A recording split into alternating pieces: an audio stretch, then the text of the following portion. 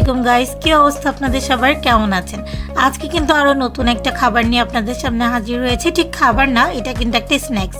So এই স্ন্যাক্সটা কি করে বানাবেন সেটাই আজকে চলেন আপনাদের সাথে শেয়ার করি। প্রথমেই বলে নিই, স্ন্যাক্সটা আমরা সবাই চিনি, সেটা হচ্ছে ঝালমুড়ি। আর ঝালমুড়িতে কিন্তু যত বেশি ইনগ্রিডিয়েন্টস আমার মনে হয় তত বেশি মজা খেতে।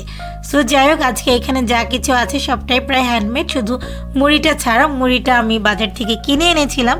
আর এখন যে মশলাটা আপনারা দেখছেন, যেটা গেম চেঞ্জার এই ঝালমুড়িতে, আমরা যেটার জন্য আসলে বাইরে গিয়ে ঝালমুড়ি খেতে চাই, সেই মশলাটা কিন্তু আমার নিজের হাতে ঘরে বানানো। সো আমি কিন্তু একবারে বেশি করে বানিয়ে বাসায় রেখে দিই, সংরক্ষণ করি, তারপরে যখন ইচ্ছা হয় ঠিক তখনই মুড়ির সাথে অ্যাডজাস্ট করে খেয়ে নিই। আজকে আপনাদের এটা অনেক বেশি উপকারী হবে, এই জন্যই ভাবলাম দিয়ে রাখি। কারণ সামনে আমাদের রমজান মাস আসছে, আর রমজান মাসে কিন্তু আমরা সবাই কম বেশি ইফতারিতে মুড়ি খেতে পছন্দ করি। কিন্তু গতানুগতিক মুড়ি খেতে কিন্তু আমাদের কাউরই পছন্দ হয় না। সো এই ধরনের বাজারের সেম সিস্টেমের যদি মুড়ির মশলা থাকে, তাহলে চট করে বানিয়ে চট করে খেয়ে ফেলতে পারবেন মুড়ি মাখা। সো চলেন ফার্স্টেই দেখাই কী কী দিচ্ছি। আমি এখানে মুড়ি নিয়ে নিয়েছি পর্যাপ্ত পরিমাণে। আমরা এখানে মোটামুটি 3-4 জন খাবো, তাই সেই পরিমাণেই নিয়েছিলাম। তারপরে হচ্ছে আমাদের গাছের ধনিয়া পাতা নিয়েছিলাম।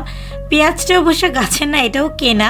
এরপরে হচ্ছে গাছের কাঁচামরিচ নিয়েছিলাম। আর আমার সব থেকে বেশি পছন্দের চানাচুর হচ্ছে রুচি বারবিকিউ চানাচুর। সো এখানে ভরপুর বারবিকিউ চানাচুর দিয়ে দিলাম। গাছ থেকে পেড়ে আনা একটা লেবুর রসও এখানে অ্যাডজাস্ট করে দিলাম। আপনাদের যে কোনো ধরনের চানাচুর পছন্দ হলে আপনারা সেটাই দিতে পারেন। তবে অনেকে ঝুরি ভাজার মতো চানাচুরগুলো অ্যাড করে, সেটাতেও কিন্তু এটার টেস্ট অনেক বেশি ভালো আসে। বাট আমি সব থেকে বেশি প্রেফার করি এটাতে, আমি এটাই দিয়েছি। আপনারা চাইলে আপনাদের চয়েস বার্জ অনুযায়ী দিতেই পারেন। এরপরে হচ্ছে আমি এখানে মশলাটা দিয়ে দিচ্ছি, যেটা এই পুরো মুড়িটাকে একদম মাখো মাখো করবে, একটা সুন্দর সুঘ্রাণ দেবে, যেটা বাজারে মুড়িতে থাকে, যেটার জন্য আমরা বাজারে টাকা দিয়ে কিনে অল্প পরিমাণে মুড়ি খাই। সো দেখুন কত সহজে এই মশলাটা বানানো থাকলে এই মুড়িটা খাওয়া যায়, মানে এতটাই মজা হয়। আপনারা যদি কখনো একবারের জন্য বাসায় বানিয়ে খান, তাহলে ভুলে যাবেন যে বাজার থেকে মুড়ি কিনে খাওয়ার কথা। আমি তো প্রায় লাস্ট কবে বাজার থেকে কিনে মুড়ি খেয়েছি আমার মনে পড়ে না, কারণ এই মশলাটা আমার কাছে সব সময়ের জন্যই বাসায় সিকিউর থাকে।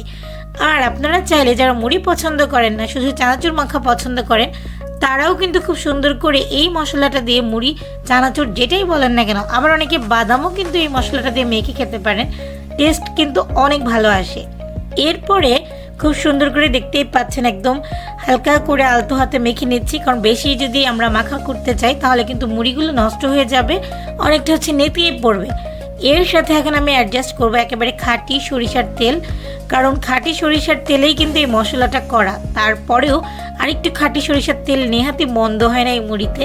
সো আপনারা চাইলেই কিন্তু একটু একটু করে দিয়ে দিয়ে মশলাটা দেখবেন যে কতটুকু আপনারা ভেজা ভেজা করতে চান। আমার বেশি একটা ভেজা ভেজা পছন্দ হয় না, একটু শুকনো শুকনো মুড়ি মাখা খেতেই ভালো লাগে। দেন এই তো আবার আরেকটু কাঁচা পেঁয়াজ দিয়ে নিচ্ছি, আর একটু লেবু দিয়ে দিচ্ছি, কারণ এটা সম্পূর্ণ আপনার ব্যক্তিগত পছন্দের উপরে। কিন্তু এই মুড়ি মাখাটা যে না খাবে বাসায় বানিয়ে, সে আসলেই অনেক কিছু মিস করে ফেলবে।